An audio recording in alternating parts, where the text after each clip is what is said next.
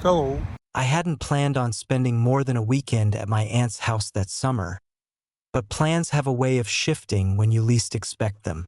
My parents had taken an extended trip overseas, and my younger sister was staying with friends until the new school term started. I was left with the choice of rattling around in an empty house or accepting my aunt's casual invitation when she called and said, there's plenty of space here. You don't have to sit alone all summer. Her place was only 40 minutes away, tucked in a quiet neighborhood that always smelled faintly of pine and freshly cut grass. I hadn't stayed there since I was a kid, back when visits meant bowls of cereal at odd hours, lazy afternoons on the porch, and my aunt's soft humming while she folded laundry. The house felt both familiar and foreign as I arrived with my small duffel bag, a reminder of how time changes spaces. The furniture had been rearranged, walls painted a lighter shade, but the same framed photographs lined the hallway.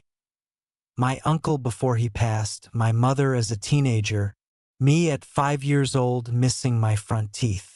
I paused in front of one of the photos longer than I should have, remembering that childhood summer when the house felt like the safest place in the world. The first few days passed without incident. I helped mow the lawn, carried in groceries, tightened a loose railing on the back porch. My aunt kept thanking me as if I were doing monumental work, though I knew she just liked having someone around. She was in her mid-40s, still graceful, still carrying that calm energy that always made me feel at ease.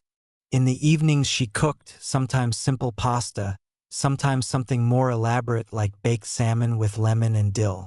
I washed the dishes, listening to the soft clinking of plates and the sound of the local radio station drifting from the kitchen.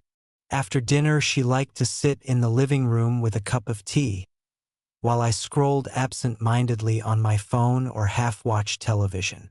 I noticed details I hadn't before. The way she always lit a candle near the window once the sun went down. The way her slippers made a soft brushing sound on the hardwood floor. The quiet sigh she sometimes gave as she lowered herself onto the couch. These weren't dramatic things, just the ordinary rhythms of her life, but they etched themselves into my awareness. Being in her house after so many years felt like reading a familiar book and realizing whole passages I had skipped as a child were suddenly meaningful. There were also the smells of the house: lavender detergent, faint traces of coffee in the morning, a floral perfume she kept on the dresser. They lingered in the air, mingling with memories of childhood visits when I would sprawl on the carpet with toys while she folded clothes on the sofa. Even the creak of the third step on the staircase came back to me, a sound I had once associated with bedtime, because it always meant she was on her way upstairs, humming softly as she carried a folded blanket or a glass of water. On the third evening, something shifted. Dinner had been quiet: roasted chicken, salad, a glass of wine for her, water for me. I had just put away the last plate when she appeared in the hallway. She wasn't dressed for bed yet, but she had changed into a robe, a pale gray one tied loosely at the waist. Her hair, usually pinned back during the day, was down now, falling in soft waves over her shoulders. There was nothing unusual in her appearance, nothing that should have unsettled me, and yet I felt something different in the air. Pause I couldn't explain. "Could you give me a hand with something?" she asked. Her tone was casual, but her eyes held mine for a fraction of a second longer than normal. I followed her down the hall, expecting another chore.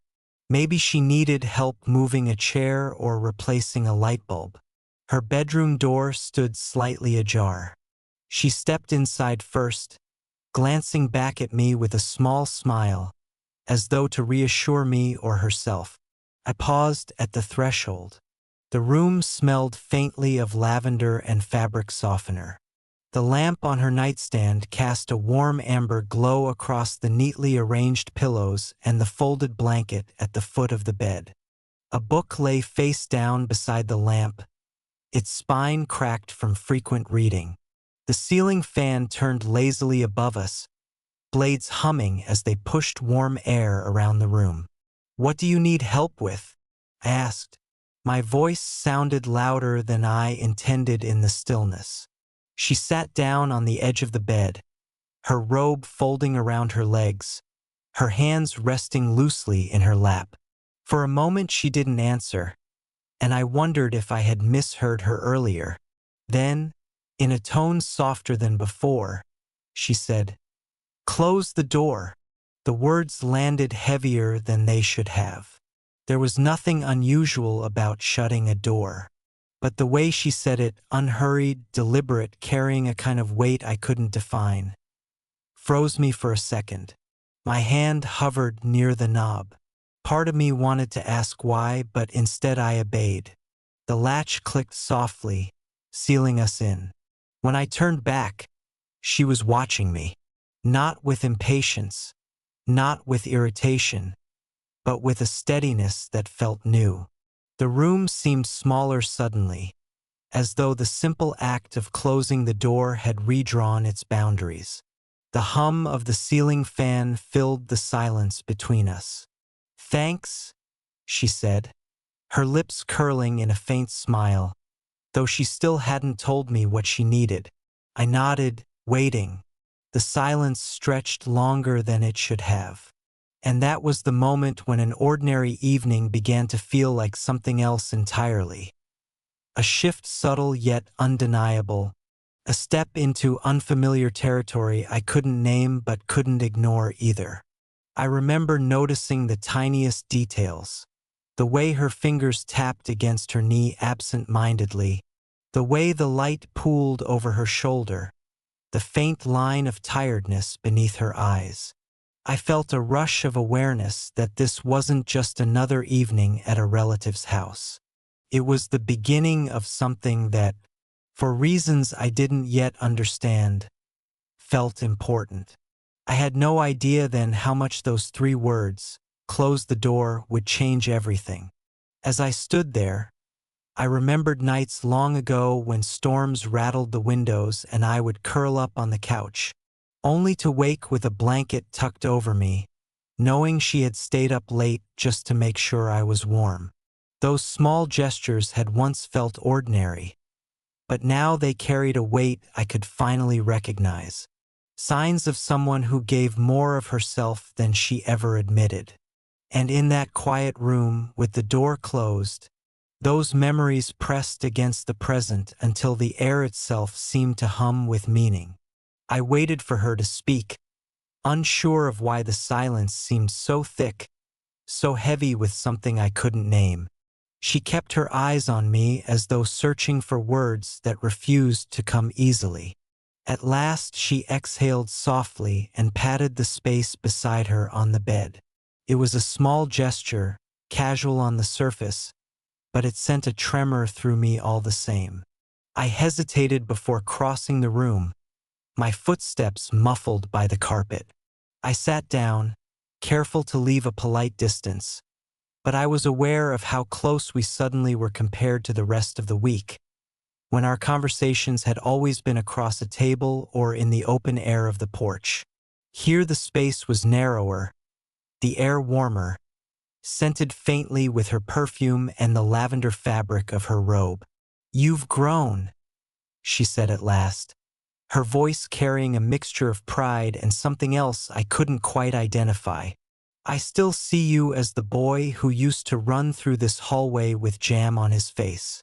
But now," she trailed off, giving a small shake of her head. I laughed nervously, unsure of how to respond. "Time doesn't stop for anyone, I guess." Her smile flickered. "No, it doesn't. Sometimes I wish it did." She looked toward the lamp, then back at me, her gaze lingering in a way that unsettled me. The conversation wandered, as conversations often do, but there was a thread underneath it, something pulling us deeper. She asked about my classes, my plans, my thoughts about what I wanted to do in the next few years. But each question felt weighted, as though the answers mattered more to her than simple curiosity would explain. I found myself speaking honestly more than I normally did, telling her about doubts I hadn't even admitted to my parents. She listened intently, nodding, sometimes smiling faintly, sometimes sighing as though my uncertainty echoed her own hidden thoughts. The longer we talked, the more I noticed the pauses. The silences were not empty but charged, as though they carried meanings neither of us dared to put into words. She would glance at my hands as I gestured, then quickly look away. I caught myself noticing the faint line of her collarbone where the robe parted, then quickly forcing my eyes elsewhere. It was an invisible dance of restraint, of boundaries shifting without either of us naming it. At one point she leaned back slightly, her shoulder brushing mine. It was nothing, an accident perhaps, but my heart jolted in my chest. She didn't move away immediately. Instead, she stayed like that for a breath too long, then adjusted herself with a quiet sigh. "You remind me of your uncle sometimes," she said softly. "Not just in how you look, but in how you carry yourself. He had that same way of listening, of making people feel heard." I nodded, not trusting myself to speak. The mention of him filled the room with another kind of weight, memory, loss, something sacred. I wondered if she invited me here tonight because of that absence, because the silence of the house without him had grown too large to bear. The conversation circled again, back to lighter things, then deeper again. She told me about her garden, about how she sometimes sat on the porch at night just to watch the stars. Then, without warning, she admitted, "It gets quiet here, too quiet sometimes. And when it's quiet, you start to think about everything you tried not to." Her words struck me, and I felt the urge to reach for her hand, though I stopped myself. Instead, I asked softly, "Is that why you wanted me to stay longer this summer?" She gave a small smile, not answering right away. "Maybe," she said at last, "or maybe I just wanted to remember what it's like to have someone in the house again. Someone who isn't just passing through." The silence stretched again. I found myself studying her face, the curve of her cheek, the way her eyes softened when she looked at me. I realized how much she had given up over the years, how much strength it took to live in the shadow of absence and keep moving forward. And in that moment, the line between comfort and something else began to blur. She reached out finally, brushing a strand of hair from my forehead the way she used to when I was a child. But the gesture felt different now, tender still, but charged with a meaning I couldn't ignore. My breath caught, and for a heartbeat the room felt suspended outside of time. Her hand lingered longer than it should have. Then she drew it back, folding her fingers together in her lap.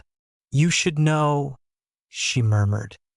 "Sometimes I feel like the years disappeared, like I closed my eyes and suddenly you're not that boy anymore."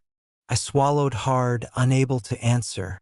Her words echoed in the silence, wrapping around us, refusing to fade. The air in the room seemed to grow thicker as the minutes passed, though the ceiling fan still turned lazily overhead. I could hear the faint hum of crickets through the slightly opened window, their chorus marking the silence between us like an unseen clock. My aunt shifted slightly on the bed, her robe rustling as fabric brushed against fabric, a soft sound that seemed louder than it should have been. I tried to steady my breathing, but every inhale felt like it belonged to someone caught in a place he didn't entirely understand. She asked another question then, though I barely registered it. Something about whether I ever thought of moving away after school, of chasing something larger than the town where I had grown up. I nodded, gave some kind of answer, but the words felt hollow even to me. What I noticed instead was the way her eyes stayed fixed on me, searching, waiting, as if the answer itself wasn't the point, as if the act of looking at me was what mattered. The pauses grew longer. She leaned back against the pillows, stretching one leg out, and the robe slipped a little down her shoulder. My mind screamed at me not to notice, but my eyes betrayed me. I forced myself to glance away, only to find the reflection of the lamps glow in the mirror across the room, where both of us were framed together, two figures sitting far closer than any nephew and aunt should. I thought about standing, about making some excuse to leave, but my body remained rooted. The weight of her presence, the unspoken current passing between us, kept me in place. It was as if we had stepped onto a bridge neither of us meant to cross, and yet our feet lingered there in the middle, neither retreating nor advancing. She reached for her glass of water on the nightstand, her fingers brushing mine for the briefest second. Could have been nothing. It should have been nothing. But the contact sent a quiet jolt through me. She didn't flinch, didn't apologize, only took her sip slowly, setting the glass back down with deliberate care. "You're so quiet," she murmured after a while, her voice low enough that it almost blended with the hum of the fan. Cleared my throat. "I don't know what to say." "Then don't," she replied, her gaze steady. "Sometimes silence says enough." The words hung between us, heavy and fragile. Silence stretched again, but it wasn't empty. It was full of memory, of hesitation, of a feeling neither of us dared to name. I stared at the lamp's glow, at the book resting beside it, anything but her. Yet every part of me was aware of her presence, of the warmth radiating from her side of the bed, of the faint rhythm of her breathing. I remembered then the nights when I was younger, when she would read to me if my parents were busy. Her voice back then had been gentle, patient, guiding me through stories until my eyes grew heavy. Now the same voice carried an entirely different weight, still gentle but charged, almost trembling with what it dared not say. Her hand moved again, this time not by accident. She brushed invisible dust from my sleeve, her fingers light against my arm. The gesture lasted only a second, but it was enough to steal the air from my lungs. She withdrew her hand slowly, as though reluctant to end the contact, then folded her arms across her lap. The moment stretched like glass, clear, fragile, ready to shatter at the smallest disturbance. I knew if either of us moved too quickly, spoke too bluntly, it would break. Yet neither of us did. We lingered in that suspended place, where the ordinary rules of family and time seemed to bend. She finally whispered, almost to herself, "It feels strange, how fast years can disappear." I turned to look at her and our eyes met. We didn't look away this time. Her gaze held mine with a kind of vulnerable strength, like she was daring me to acknowledge what was happening, even if neither of us could define it. I wanted to speak, to fill the silence with words that would anchor us, but nothing came. The silence itself became the language, a current running between us that made speech unnecessary.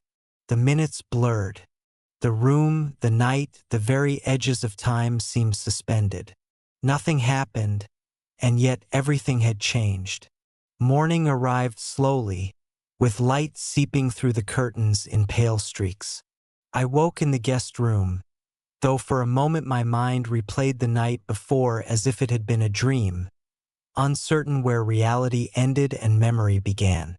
The hum of the ceiling fan was gone, replaced by the chirping of birds outside, and yet the quiet weight of the previous evening still clung to me. I lay there longer than usual, listening to the sounds of the house. Somewhere down the hall, faint clattering suggested my aunt was already in the kitchen. The ordinary rhythm of her morning routine was unmistakable. The whistling of the kettle, the scraping of a chair against the tiled floor, the gentle tap of a spoon against a mug. Each sound should have been comforting, but now they carried a new tension, as though every ordinary gesture had been recast in the light of what had passed between us. Eventually I rose, dressed, and made my way toward the kitchen. She stood at the counter, pouring tea into a ceramic cup. Sunlight pooled across the floor, catching in her hair. She looked up at me with a small smile, the same warm expression she had given me countless times before, and yet I felt the echo of the moment when our eyes had lingered too long, when silence had said more than words. "Sleep well?" she asked, her voice casual, almost too casual. I nodded. "Yeah. You?" "Fine." She stirred her tea, gaze dropping for just a heartbeat before meeting mine again. Nothing in her words betrayed what had happened, but something in her eyes reminded me that it hadn't been imagined. We ate breakfast together, toast, fruit, and eggs she had scrambled with quiet efficiency. Our conversation hovered on safe topics. The weather, my sister's upcoming term, a neighbor's new dog that barked at night. We spoke as though nothing unusual had happened, and yet every word seemed chosen with care. Every pause waited with unspoken understanding. I noticed how she avoided letting her hand brush mine when she set down the jam, how her laughter came a second late when I told a story. It was all so subtle that anyone else would have missed it, but for me it was undeniable proof that the night before lived between us, invisible but present, altering the space in ways that would never fully recede. The day unfolded quietly. I helped her in the garden, trimming hedges while she watered plants. The sun was bright, the air fragrant with cut grass and damp soil. From the outside, we were simply family passing time together. But inside, I felt every glance, every silence, every fragment of thought that linked back to the closed door and the suspended moment we had shared. At one point, she brought me a glass of water, her fingers brushing mine as she handed it over. This time the contact was brief, careful, deliberate. Her eyes flicked up to mine, and for a fraction of a second the same current surged again. Then it was gone, buried beneath another small smile and a quiet, "Thank you for helping." As evening approached, we sat on the porch.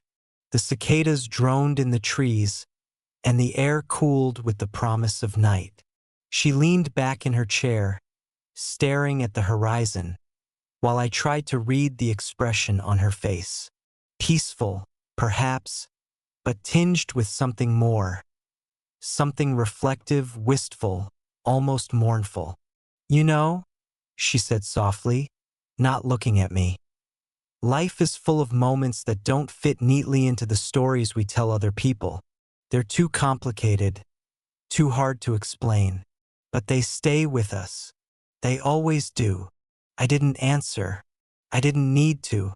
Her words lingered in the dusk, joining the chorus of the cicadas and the fading light.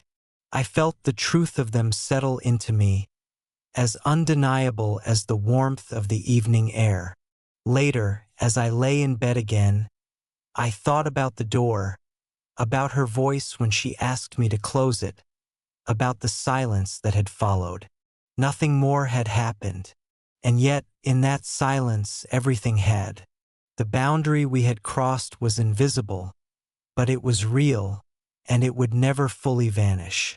What remained was not scandal or confession, but a quiet shift, a recognition that some connections defy simple definition. They live in what is unsaid, in glances that last too long, in silences that carry the weight of entire conversations. I drifted to sleep with the knowledge that we would never speak of it again. but it would stay in memory, in silence, in the way two people can share something profound without ever naming it. And that was how the story ended. Not with a declaration, not with a breaking of boundaries, but with the quiet aftermath of what stays unsaid. Bye bye.